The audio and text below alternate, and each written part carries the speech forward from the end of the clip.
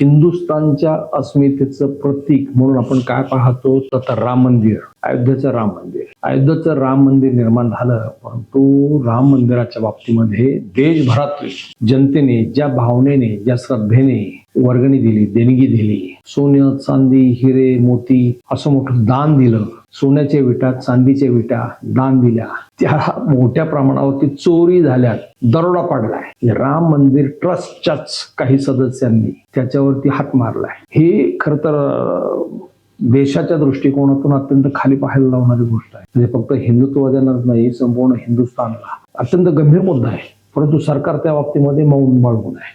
सरकारने फक्त SIT नियुक्ती केली आणि चौकशी आदेश आला, चौकशी अहवाल आल्यावरती काय करायचं तेव्हा नंतर पाहू असं म्हणून तो विषय बाजूला केलेला आहे.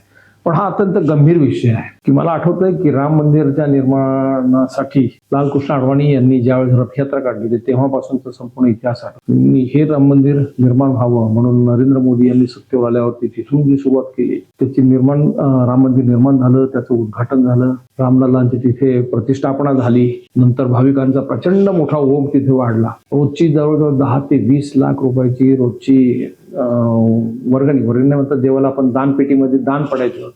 परंतु या सगळ्याचा हिशोबच नाहीये. हे ऐकल्यावरती देशभरात सगळ्यांची माथी भरलेली आहे. विरोधकांना सोडून द्या, विरोधक सगळे भाजपवरती त्याच्यावरती तोंडसुख घेणार, त्याचा वादच नाही. भाजप आणि संघ, RSS ज्याला राष्ट्रीय स्वयंसेवक संघ म्हणतो आपण, त्यांनाच आरोपीच्या पिंजऱ्यामध्ये उभं करणार यात चुकीचं काहीच नाहीये. कारण आतापर्यंत इथे सत्ता मिळाली देशामध्ये काय, राज्यामध्ये, देशातल्या 22 राज्यांमधून काय, ती केवळ रामाच्या नावावरती सत्ता मिळालेली आहे. ही सत्ता मिळालेली असताना राम मंदिराच्या बाबतीमध्ये एक प्रकारे जो हलगर्जीपणा झालाय, म्हणजे लोकांच्या भावनांशी खेळण्याचा जो प्रकार झाला तो गंभीर आहे. परंतु सरकारला त्याच्यामध्ये काहीच गांभीर्य वाटत. सगळ्यात दुर्दैव असं आहे की फक्त 7 कोटी रुपयांची चोरी झाल्याचं तिथं उत्तर प्रदेशचे माजी मुख्यमंत्री अखिलेश यादव यांनी ट्विट केलं की राम मंदिराच्या ट्रस्टमध्ये 7 कोटी रुपयांची चोरी आणि आणखीन फार मोठ्या प्रमाणावरती चोऱ्या झाल्याचं संशय आहे. तिथून ते अखिलेश यादव यांनी ट्विट केल्यामुळं त्याला वाचा फुटली. अखिलेश यादव हे ते समाजवादी पक्षाचे, ते भाजपचे विरोधक, त्यांनी ट्विट केलं म्हणूनच नाही, पण नंतरच्या काळामध्ये या विषयावरती जे हिंदुत्ववादी संघटना, राष्ट्रीय स्वयंसेवक संघाच्या एक माजी प्रचारक, नंतर नरेंद्र मोदी यांचे मुख्य सचिव राहिलेले नृपेंद्र मिश्रा, याशिवाय अन्य या राम मंदिर चळवळीसाठी ज्यांनी योगदान दिलेलं आहे, ज्यांनी रक्त सांडलंय, ती सगळी मंडळी बोलायला लागली या विषयावरती की हे चाललंय काय आणि ह्याच्यावरती कुठेतरी कठोर शासन झालंच पाहिजे, चोरी उघडकीस आणली पाहिजे. कारण 1250 सोन्या चांदीच्या विटा गायब आहेत. 7 कोटी नाही, जवळपास 200 कोटी रुपयाच्या आसपास पैशाचा गैरव्यवहार झालाय. ज्या राम मंदिरातल्या तिथल्या कर्मचाऱ्यांना 20,000 25,000 असा फक्त पगार आहे, त्यांच्या आलिशान गाड्या आहेत, आलिशान बंगले आहेत, त्यांनी मोठे मोठे फार्म हाऊस घेतलेत, हॉटेल्स बांधलेले. पैसे आले कुठून?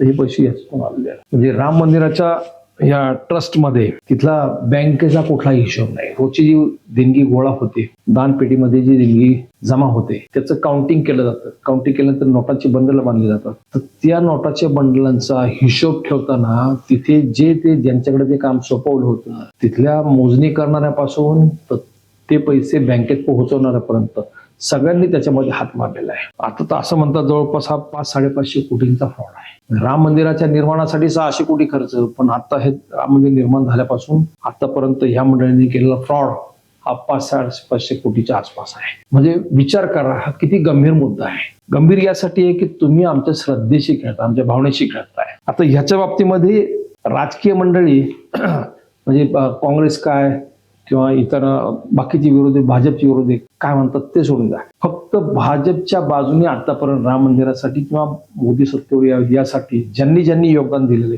ती मंडळी काय म्हणतात ना, त्यांचे एकेकाचे फक्त ट्विट, त्यांनी एकेकाने सोशल मीडियावर काय म्हटलंय ते फक्त तुम्हाला ऐकवतो. ह्याच्यामध्ये मोदींचे जे प्रधान सचिव आहेत Nripendra Mishra, retire IAS officer आहेत, त्यांनी स्पष्ट सांगितले त्यांनी राम मंदिराच्या निर्माणासाठी फार मोठे योगदान दिलेले आहे. नरेंद्र मोदींनी त्यांच्यावरती जबाबदारी सोडली. ते म्हणतात ह्याच्यामध्ये कोणत्याही नियमाची अंमलबजावणी झालेली नाही. ही चोरी नाही तर दरोडा आहे. फार सिरियस मॅटर आहे. हिंदुत्ववादी तिथे जे महाराज आहे प्रबोधानंद गिरी, त्यांनी थेट नरेंद्र मोदींवरच निशाणा साधला. ते म्हणतात आम्ही तुम्हाला हिंदू म्हणून निवडून दिलं होतं, पण तुम्ही शेवटी जे तुम्ही बोलतात मागासवर्गीय ते तुम्ही सिद्ध करून दाखवलं. हे फार जातीवाचक गंभीर विधान आहे. याच्यामध्ये कर्मचाऱ्यापासून सुपरवायझर पासून सगळे लोक इन्व्हॉल्व आहेत त्याच्यामध्ये. आता त्याच्यामध्ये 20-22 जणांना आतापर्यंत त्यांच्यावरती संशय व्यक्त केला, त्यांच्या चौकशा चालू आहेत. केंद्र सरकारने एक सांगायचं राहिलं, केंद्र सरकारने या बाबतीमध्ये तातडीने उत्तर प्रदेश सरकारला आदेश दिले. उत्तर प्रदेश सरकारने योगी आदित्यनाथ मुख्यमंत्री त्यांनी यासाठी नियुक्ती केली. त्यांना 15-20 दिवसामध्ये अहवाल द्यायला सांगितलेला आहे. तर त्यानुसार तिथे आता चौकशी सुरू आहे. आतापर्यंत काहीतरी 22 लोकांची चौकशी झालेली आहे सखोल. त्याच्यामध्ये काही ठिकाणी छापे पडले, तर त्या लोकांच्या घरामध्ये ज्यांची चप्पल घालायची वांदी, त्यांच्याकडे 10-20 लाख रुपये त्यांच्या घरात सापडले, रोकड रक्कम. म्हणजे फ्रॉड झालाय का 100% झालाय, ते एक सिद्ध होतंय. आता ह्याच्यात कोण अखिलेश यादवनी 7 जूनला जे ट्विट केलं होतं त्याच्यामध्ये त्यांनी स्पष्ट म्हटलं की राम मंदिरासाठी जमा झालेल्या कोट्यावधी रुपयांची देणगी गायब झाली आहे. पुढे एसआयटीचे अधिकारी 3 अधिकारी यासाठीची नियुक्ती केले. विजय विश्वास पंत, किरण एस आणि सचिव नीलरतन यांची नियुक्ती केली. ते आता चौकशी करत आहे. परंतु ह्याच्यात बाकी हिंदुत्ववादी नेते काय म्हणतात ते मुद्दा आठवत राहिला. तर स्थानिक भाजप नेते रजनीश सिंह त्यांनी पंतप्रधानांना एक पत्र लिहिले. त्यांनी सांगितले की या प्रकरणामध्ये सीआयडी यासाठी चौकशी ताबडतोब करण्याची नितांत गरज आहे. मंदिर बांधकामासाठी गोळा केलेला समर्पण निधी तो हडप केलेला आहे. विनय कटियार माजी खासदार, बजरंग दलाचे संस्थापक, त्यांनी सुद्धा कडक शब्दात हे केलेले आहे. ते म्हटलं गैरव्यवहार ही अत्यंत गंभीर बाब आहे. हे प्रकरण गंभीर आहे. मंदिरासाठी लोकांनी प्राणाचे बलिदान दिले आहे. माझ्यासारखे आणि कल्याण सिंह त्यावेळेसचे मुख्यमंत्री उत्तर प्रदेशचे लोक तुरुंगात गेले. कल्याण सिंह यांनी राजीनामा दिला होता ते मुख्यमंत्री पदाचा त्यावेळेस. सध्या असलेले सगळे चोर आहेत. विनय कटियार त्यांना बाहेर काढेल, त्यांना सोडणार नाही असं विनय कटियारनी निक्षून सांगितलेले. 2 दिवसात एकतर ते पळून जातील किंवा तुरुंगात जातील असं विनय कटियारनी म्हटलेलं आहे. म्हणजे आता बाकी जे इतर राम जन्मभूमी ट्रस्टचे जे एक अधिकारी आहेत त्यांनी सुद्धा या विषयावर काही त्यातली विधानं इतकी गंभीर आहेत की ती मी वाचून दाखवू शकत नाही. अयोध्येतील समाजवादी पक्षाचे खासदार आहेत अवधेश प्रसाद, त्यांनी सुद्धा म्हटलंय उच्च न्यायालयामार्फत याची चौकशी करण्याची मागणी केली आहे. ही देशातील सर्वात मोठी चोरी आहे. ही भगवान श्रीरामाच्या मंदिरावरील लूट आहे. याची उच्चस्तरीय चौकशी झाली पाहिजे. सर्वोच्च न्यायालयाने एक पथक स्थापन करून चौकशी करावी अशी त्यांची मागणी आहे. आणि या तपासावर कोणत्याही प्रकारे परिणाम होणार नाही ही धर्माची हानी आहे असं अवधेश प्रसाद त्यांनी म्हटलेलं आहे. म्हणजे राम मंदिरावर प्रचंड श्रद्धेपोटी हे सगळे लोकांनी देणगे दिलेले आहेत आणि त्याच्यावरती दरोडा घालतात, हे अत्यंत गंभीर आहे. भाजपचे नेते खासदार बृजभूषण सिंह जे गाजलेले आहेत मागे, ते म्हणतात मोठ्या लोकांची भीती वाटत असल्याने मी याविषयी जास्त बोलू शकत नाही. मात्र मी जर सत्य सांगितलं तर मोठ्या अडचणी येतील. खूप मोठे लोक आहेत याच्यामध्ये. सध्या सत्य सांगण्याचं धाडस आमच्यात नाही, भाजपचे खासदार म्हणतात. नंतर संतोष दुबे हे हिंदुत्ववादी नेते, धर्मसेनेचे नेते आहेत. ते म्हणतात 12,500 सोन्या चांदीच्या विटा मी स्वतः मोजल्या होत्या, त्या या लोकांनी विकून खाल्ल्या. नित्यगोपाल दास ते पण हिंदुत्ववादीच आहेत. राम मंदिर ट्रस्टवर त्यांचं सुरुवातीपासूनचं योगदान आहे. ते म्हणतात चौकशी कसली करणार तुम्ही, कारण चौकशी करणारे सगळेच बेईमान आहेत. त्यांची काय चौकशी करणार. ज्यांनी आता ह्या गोष्टीवरती टीका केलेली आहे ते सुद्धा कोणी धुतगा तांदळासारखे नाहीत. डॉक्टर दिलीप तिवारी म्हणून आहेत, त्यांनी स्पष्ट आरोप केला की योगी आदित्यनाथ यांनी चंपतराय यांच्या बाबतीने फार गांभीर्याने घेतलेला आहे. त्याचा काहीतरी ते पडशा पाडतील. महिपाल सिंह त्या राम मंदिराच्या संपूर्ण व्यवस्थेचे जे सुरक्षा अधिकारी आहेत त्यांनी तर घटनाक्रमच सांगितलेलं आहे कशा प्रकारे चोऱ्या व्हायच्या. ते सांगतात नोटांचे बंडल मोजताना ते 10 लाख नोटांचे बंडल, म्हणजे थोडक्यात 10 लाखाची रक्कम असेल तर त्याच्यामध्ये प्रत्यक्ष नोंदणीमध्ये 5 लाख असायचे, बाकीचे 5 लाख गायब केले जायचे. त्यांनी ते सगळे रिसिट वगैरे कशा असतात काय ते तपशील त्याच्यामध्ये दिला. पण ते मखराची करतात का तर त्यांना स्वतःला वाचायचं असेल का. संघ भाजपचं याच्यात काही चूक नाही. ज्यांना मंदिर सांभाळायला दिलं त्यांचा याच्यामध्ये सगळ्यात मोठा फ्रॉड आहे.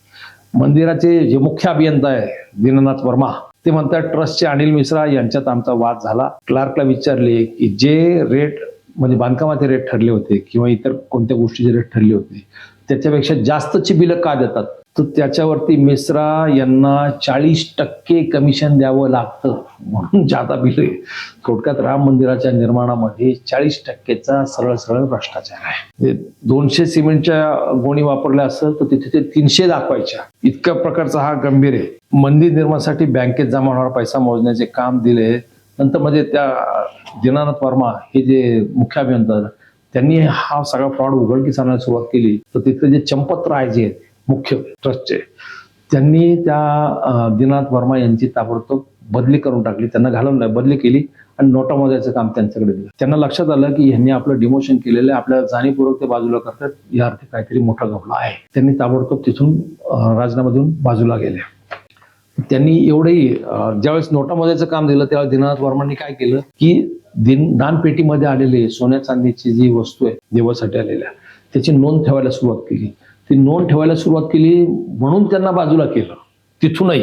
का तर ते सुद्धा उघडकीस, म्हणजे याचा अर्थ दानपेट्यात आलेलं सोनं चांदी देणगी वस्तू असायच्या त्याचा सुद्धा यांनी फ्रॉड केलेला आहे.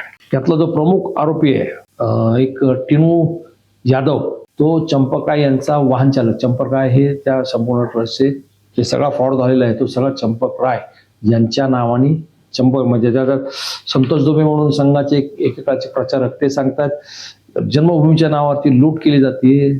चोर चंपकराय, चोर अनिल मिश्रा, चोर टिनू यादव, चोर गोपालराव यांच्या विरोधात ते माध्यमांना सरळ सरळ बोलतात. कोण? संतोष दुबे, की या लोकांनीच हा सगळा फ्रॉड केलाय, ज्यांची लायकी 20,000 रुपयाची सुद्धा नाही, पायात चप्पल घालायचे नाही, ते आज तिथे कोट्यवधीचे मालक आहेत, हे असं सरळ सरळ सांगतात. आणि ह्या सगळ्यातला जो टिनू यादव आहे हा चंपकरायांचा ड्रायव्हर होता, तो सुद्धा आज कोट्याधीश आहे तिथे.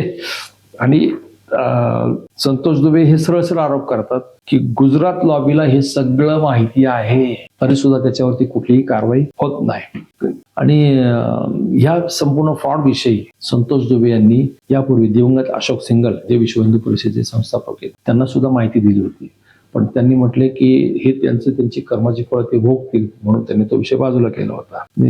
फक्त या दरोडेखोरांपासून अयोध्या वाचवा अशी एक हाक संतोष दुबे यांनी दिलेली आहे. म्हणजे थोडक्यात सांगायचं तर प्रत्येक जणांनी, हिंदुत्ववादी असू द्या विरोधकांनी सुद्धा, त्यांनी सगळ्यांनी ह्या गोष्टीवरती इतकं परखडपणे भाष्य केलेलं आहे, तरी सुद्धा अजून या गोष्टीमध्ये कुठली विशेष हालचाल झाली नाही. यासाठी नियुक्ती केली, पण अशा प्रकारच्या 105 SIT समित्या नेमलेल्या आहेत. एकाचाही रिझल्ट केंद्र सरकार काय राज्य सरकार काय कुठूनही बाहेर आलेला नाहीये, त्याचा फॉलोअप घेतात. त्याच्यामुळं या SIT वरती विरोधकांचा विश्वास तर नाहीच आहे. हिंदुत्ववादी संघटनांचे जे नेते या गोष्टीमध्ये बोलतात ते सांगतात अशा SITचा उपयोग काय, तुम्ही ह्या लोकांना ताबडतोब ताब्यात घेतलं पाहिजे. आपचे खासदार संजय सिंह यांनी हे प्रकरण फार लावून धरलं होतं. त्यांनी तो उघड सगळे कागदोपत्रासहित उघड केलं की चंपतराय यांनी ट्रस्ट वरती कारभार करताना कसा घोळ केला. 2,92,00,000 जमीन 24 कोटीला खरेदी केली, तब्बल 24 कोटीला. म्हणजे जी जमीन नजोलची म्हणजे सरकारी जमीन आहे, थोडक्यात तिची खरेदी विक्री व्यवहार करता येत नाही, त्या जमिनीचा चंपतराय यांनी व्यवहार केला. 2,95,00,000 जमीन 24 कोटीला खरेदी केली. केव्हा खरेदी केली, काय केली, कलेक्टरचा त्याच्यावरती काय रिमार्क आहे याच्या सहित त्यांनी कागदपत्रासहित हे उघडकीस आणलं. प्रेस कॉन्फरन्स घेऊन जाहीर केलं, पण त्यांच्या तक्रारीची कोणी काडीचीही दखल घेतली नाही. ते म्हणतात 200 कोटी नाही, ही चोरी फार मोठी, हा फार मोठा दरोडा आहे. इथे ईडी सीबीआयची छापे का नाही पडत, हा संजय सिंह आपचे ते भाजपचे विरोधक आहेत, त्यांचा जो प्रश्न आहे तो रास्ते आहे. अशा प्रकारे एकूण राम मंदिराचा हा जो फ्रॉड आहे मित्र, हा फार गंभीर आहे. मी तुम्हाला फक्त हिंदुत्ववादी नेते काय बोलले त्याबद्दल आता मी बोललेलो आहे. ओव्हरऑल संपूर्ण खरं तर ह्या गोष्टीवरती सर्वसामान्य जनतेने बोलायला पाहिजे, कारण माझ्या माहितीप्रमाणे महाराष्ट्रातून प्रत्येक शहरातून चांदीची वीट गेली आहे तिथे. आमचे काही मित्र आहेत ते सुद्धा सांगतात की आमच्या चांदीची वीट झालं काय आम्हालाच माहित नाही, आम्ही दिली कशाला हा आता आम्हाला प्रश्न पडतो. आणि ह्या सगळ्या प्रकरणामध्ये, चोरी प्रकरणामध्ये हायकोर्टाने तातडीने सुनावणी घ्यावी, ही आत्ताची अपडेट बातमी, तातडीने सुनावणी घ्यावी. तातडीने नाही, 592 याचिका आहेत, या याचिकेत 392 क्रमांक आहे, ती रितसर त्या क्रमांकानुसारच होईल. त्याच्यामुळे ह्याच्यावरती तातडीने कुठलीही सुनावणी घेण्याचा हा विषय नाही असं हायकोर्टाने रिमार्क केलेला आहे. त्यामुळे सरकार काय, कोर्ट काय, किती गांभीर्याने घेतात ते ह्याच्यामध्ये दिसतंय. म्हणजे एकूणच आपल्या भावनेशी खेळण्याचा हा जो प्रकार आहे तो अत्यंत गंभीर आहे. हे फक्त राम मंदिराच्या बाबतीत घडतंय का, तर नाही. यापूर्वी वैष्णोदेवी मंदिरामध्ये सुद्धा 550 कोटीच्या चांदीच्या ह्याचा देवाला दान आलेल्या ह्याचा घोटाळा झालेला आहे.